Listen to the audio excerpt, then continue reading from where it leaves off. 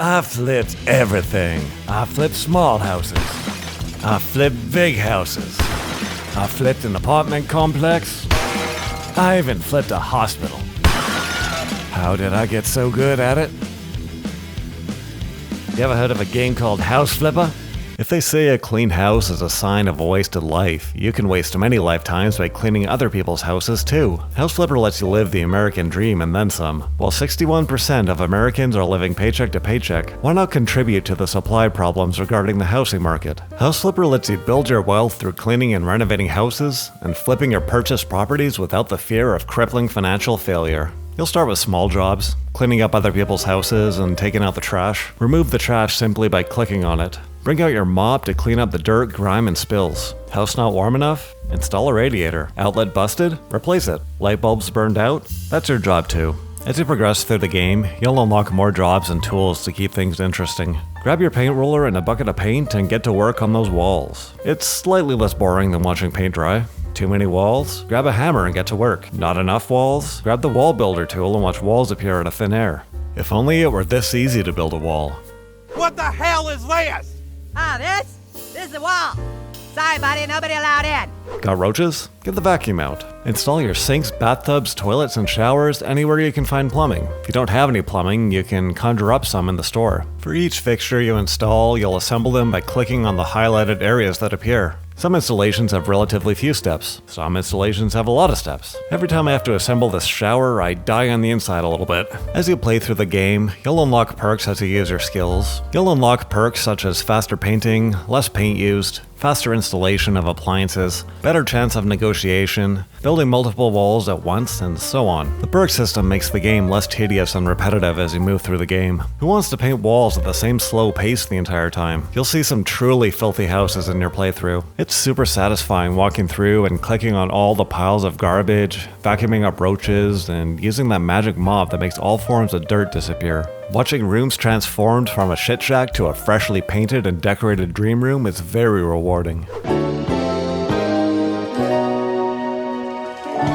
Once you've built up enough cash, you'll be able to purchase your own properties and transform them into something people might actually want to live in. While some of the houses you buy will be in pretty good shape to start with, others are going to need a lot more work. Your selection of houses might include a house that has experienced a fire, a flood, or could be outright haunted. Alright, so we've got mold, termites, fire damage, roaches, tons of garbage, and the previous owner made a point to fart in every room of the house before he left. It's perfect. We'll take it. You'll see even more unique places to flip as well. You can flip the apartments from friends, complete with a Thanksgiving turkey and the dog statue. Then there's the alone home, complete with toy cars to slip on, paint buckets at the bottom of the stairs, and a nice oil slick leading into the basement.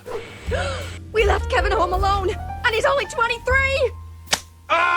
When you're fixing the place up, you'll see the prospective buyers on the left of your screen and see their comments on the changes you make to the place. Yes, those peering eyes are judging you. They see you putting carpet in the bathroom. Stop it. Each buyer has their own needs, whether it's a house large enough for a family, small enough for a bachelor, or the furniture they require to get some work done. Some prefer houses with lots of plants and flowers. Some prefer lots of room for books. Others will prefer you have expensive furniture placed close to the entrance. Once your house is decrapified, it'll be put on auction and each buyer will bid on it based on how much they like it. You might want to target a couple of different buyers to get the biggest return. It's a cool mechanic that can make each house you flip a little different. You'll also unlock the ability to negotiate a bit when selling the houses. If you like one of the houses, you can move your office there. Plop your laptop down and celebrate moving up in your fictional entrepreneurship. There's a variety of DLC options available. My version included the Apocalypse expansion for you doomsday preppers out there. Expand your bunker, add generators, mount guns on the wall.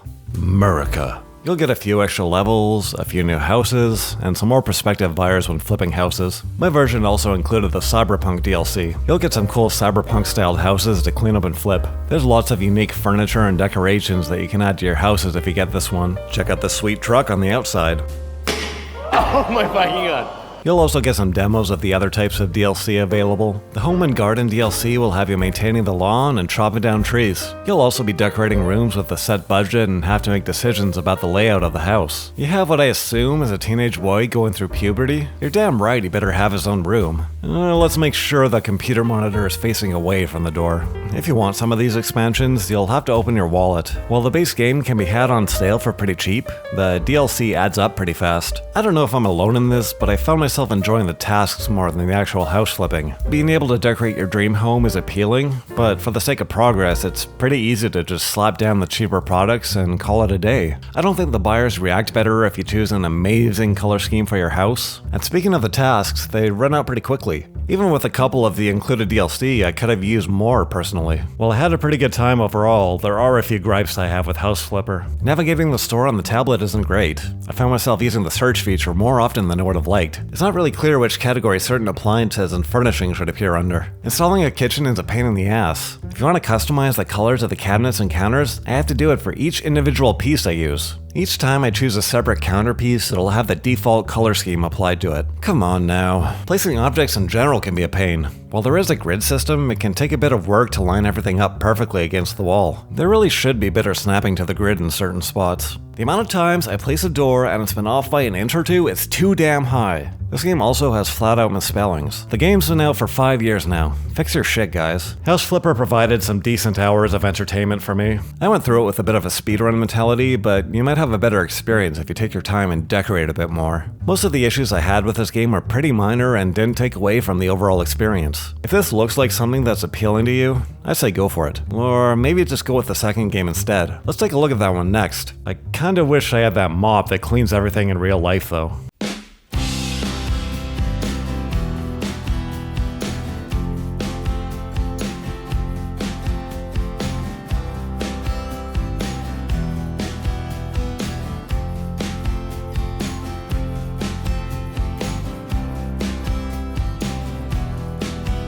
House Flipper 2 was released on December 14th, 2023. It's a big improvement on visuals, animations, and has some nice quality of life improvements. You're an actual human person this time. You can see your legs. See? You wake up at 6 a.m. one morning and receive a phone call about a new opportunity. The conversations in this game are all AI generated and they kinda suck. Look who's decided to message me after all these years. So you've reached out to Tom Marino about some work flipping houses. You've been eyeing up the job to transform a local building into a new community center. However, there's been a roadblock. Turns out the place has been called the ugliest house on this side of the coast, and it's turned into a huge tourist attraction. Did you guys use AI to design it or something? What's that thing? Is that a bench? Oh, okay.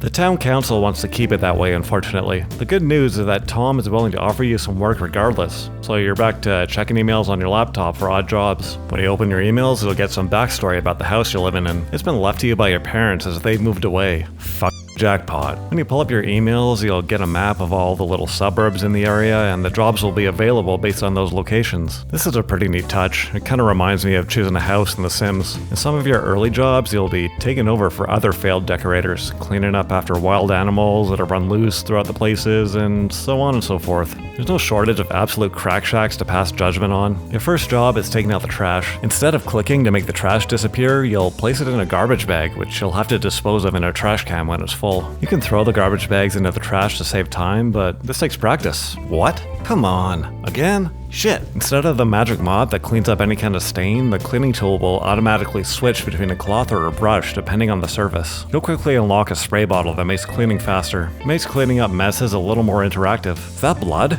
Those creepy ass roaches are gone and you'll be vacuuming up leaves and Cheetos and such instead. Painting is a totally different experience now. You'll start by setting a bounding box so you won't have to worry about accidentally painting anything outside of the area. There's also a cool perk that'll let you change the size of your roller on command. You won't even need pills to do it. You'll eventually get a perk that will allow you to paint without having to set a bounding box first. I do not recommend this. Shit, I just wanted a refill. Fortunately, the new features of the flipper tool make this way easier. You can point it at a surface and press and hold the mouse key to open the store page where you can buy that exact surface. You can also copy a style from one object and apply it to another, or straight up duplicate an object and purchase it from the store instantly. The new edit wiring mode is a nice addition. You can control exactly which lights are connected to which light switches. You can connect a whole bunch of lights keys to a single switch and control lights in another room if you want to. Demolition is a bit different in this one. Hold the mouse button extra long to get a stronger hit and cover more area. The wall building system in this game gives you much more control though. In the first game you were limited to building either full height walls or lintels. House Flipper 2 allows you to choose a custom height for your walls. Click on the place to start, click on the place to finish, then click to set the height of your wall and get to work. You'll also be helping your clients move some of their stuff in. There are packing boxes mixed through the different jobs, and you'll have a few things to place once in a while, one of which contained a train set. Now it didn't have to, but you're damn right that I had to take the time, as a grown-ass man, to put the train set completely together.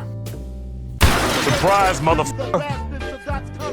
The locations in this game are a little more interesting too. Some of these jobs will be taking place on a commercial site, such as a coffee shop, a bookshop, or a lumberjack museum. This house had a wild outdoor party with a live band. Why is there blood on this chair, and who dookied in the shower? One of my favorite early jobs is cleaning up after a failed bathroom renovation. There have been some lovely white and blue decorations painted on the bathroom tiles with a stencil. Some of the paint has actually ended up where it was intended to as well. Quality work. Another cool job is cleaning up a house in the remote outdoors. Grab your flipper tool and start selling those branches. The minimap that shows you where the dirt and other objectives are have been removed. You can use your flipper sense to find any spots you missed when cleaning. Kinda reminds you of the detective vision you have in the Batman Arkham games. That!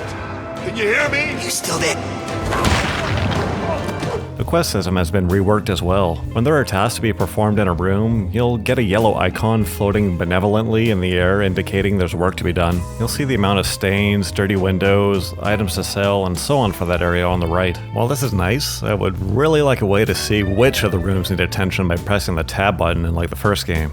I don't really know how many rooms need attention, and I often have to spend more time looking around than necessary. Much like the first game, once you've completed enough tasks, you'll earn a star for your work. If you're bored of the job, you can complete it now and take less cash, or you can complete all of the tasks and get 3 stars and a bigger payday. The perk system has been overhauled too. Some perks have a skill tree that you have to unlock in order, and some are standalone perks. Like the first game, most of them have something to do with speeding up your workflow, unlocking the spray bottle for cleaning, unlocking a larger paint roller, better demolition, and so on. Remember that phone conversation you had to start the game off? In addition to being in contact with their clients via email, the clients will call you in the middle of the job as well. Sometimes they'll have requests, sometimes they'll just chat with you. There's plenty of mildly unsettling AI voices to keep you busy. This guy asked if I found a microwave in his former roommate's room if I could put it back in the kitchen. I don't know what doing it accomplished, but I did it anyways.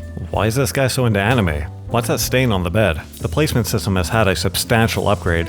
There's a nice grid to help you line up objects, and the objects will snap to the grid. You can also use precise placement mode if you want to place something without the snapping. The wall tiling system is better too. You'll tile individual sections and set up the entire wall. You can do some cool patterns as a result. You can make a wainscoting-like effect by placing different panels on the wall. The story UI has been overhauled, thank God. It's a little easier to find the stuff you're looking for. There's also a variety of decorations, tools. You can even buy bananas now. Nice. Is this a bong? Oh, I'm sorry, a water pipe? I was gonna clean my room until I got high. The amount of times you'll have to place a live, love, laugh sign, you can tell the devs are having a bit of fun with this one. There's also a crazy amount of customization for your furniture now. You can choose your own colors and patterns for your furniture and much more detail. Different wood grains, different textures, different color patterns, it's great. This is perfectly complemented by the ability to copy a style from one piece of furniture to another. It's much easier to quickly decorate a house with a consistent color scheme. Having the measurements displayed is nice too. You can get a rough idea of the size of your furniture before you place it. Eventually, when you complete enough jobs, you'll get an opportunity to flip a house with Tom. You won't get to style the house in your own way just yet, but once you're done, Tom will give you a chunk of the profit, and you'll be able to buy your own places from now on. You'll be able to buy houses based on their location, and there's a good chunk of affordable places to start with. There are no peering eyes on the left-hand side judging your choices this time. You're free to design the house as you see fit. Come on in! It's your master bedroom! Ow, my nose! When you put up a house for auction, you'll have between 1 to 3 buyers to choose from, depending on your house flipper level. While you won't have to assemble your purchases anymore, there's an assembly mode where you can unlock a discount by assembling the item in your shop. For a picture frame, you'll perform the essential tasks such as drilling the hole, inserting the drywall anchor, inserting the screw, and hanging the picture. It's basically an IKEA furniture simulator. The game has a speedrun style incentive system where you'll have to complete the assembly in a certain amount of time while getting a good or perfect score when performing the tasks. You want to speedrun assembling furniture? You've got it. There's more variety this time. You'll assemble and mount things like a wall clock, a lamp, and a table. It is pretty buggy though. I don't know how I managed to insert 2 batteries into the same spot in the clock. Why is the camera randomly inverted on some objects? Speaking of the camera, why does it zoom in on the inside of the drawer I'm putting together? If this was a porno, it would be the equivalent of zooming in on the dude's butt. This game mode isn't quite ready yet. The game just released, so I'll cut it some slack. Sandbox Mode is pretty cool. You'll have complete creative control over the land, the layout of your house, and the design. You're free to build your foundation, walls, roof, and so on, however you see fit. There's YouTube video tutorials if you need them, but as long as you see the different controls on your screen, you'll be alright. You can press the G key to make your character hover. It makes placing the roof and working on the tall parts of the house much easier. I have to go now. My planet needs me. So I started out trying to go for a consistent theme, but I got bored and started making the most hideous rooms I could think of. Oh yeah, that's the stuff. You can build your dream house in Sandbox Mode, or you can create jobs for your friends to play. There's a trash generator that lets you place random trash in the house. It was fun clicking and just launching a bunch of cables all over the floor. You can also rough up the furniture and place stains, and it's basically the worst thing ever. You can create a job description, an initial email, even schedule a phone call to occur. No, you can't customize what the characters are saying, unfortunately. You can export your house or job and upload it to mod.io and download other players' houses or jobs as well. I like this feature a lot, and I hope people are going to make use of it. I mean, I'm not going to personally, but I appreciate the effort. House Flipper 2 didn't really leave me much to complain about. Most of the issues I have with this game are nitpicks or small bugs. Sometimes it's pretty hard to find the last little piece of trash or last little stain to clean, even with the flipper sense. The game will tell you to sell objects and give you the wrong colored object as the thumbnail. Here I am looking around for a hockey puck to sell, and it's actually a red ottoman. Why does this carpet have lorem ipsum text on it? Why has this garbage bag been blessed with the power of levitation? How do you place a hoodie? Get on the goddamn hook. Well, that just makes no sense. An undo button in this game would be godly. It's so easy to accidentally tile over the wrong spot. I've had to buy flooring, paint, or tile again multiple times because I misclicked. I only saw one real decent glitch in the game that had to do with the floor placement once I installed a door. I just had to sell the door and do it again. I will say, so far the houses you have to flip are pretty plain compared to the first game. The first game had haunted houses, snow-themed houses, different disasters, but this game is still pretty early on and there's lots of room for DLC. House Flipper 2 is a worthy successor to the first game. It's a solid visual upgrade, the tasks and tools are more interesting, there are some notable quality of life improvements, and the game world feels a bit more cohesive. Speaking with the characters, working on different houses and different towns, there's a little more care in the design here. It is a bit short. I finished all the tasks in well under 10 hours, but I tend to go at a quick pace for those. I'm sure there will be DLC to expand this one, but if it's anything like the first game, you better have your wallet ready. If you're on the fence about this one, you could always try out House Flipper 1 first. It's on Game Pass, so you can get it when it goes on sale. It'll give you a decent taste of what the game is about, though there's a decent chance you won't feel like playing the first game if you start with this one though. So what do you think? Are you going to become a virtual slumlord anytime soon? Let me know in the comments. If you like this video, leave a thumbs up and subscribe to the channel. I'll see you in the next one.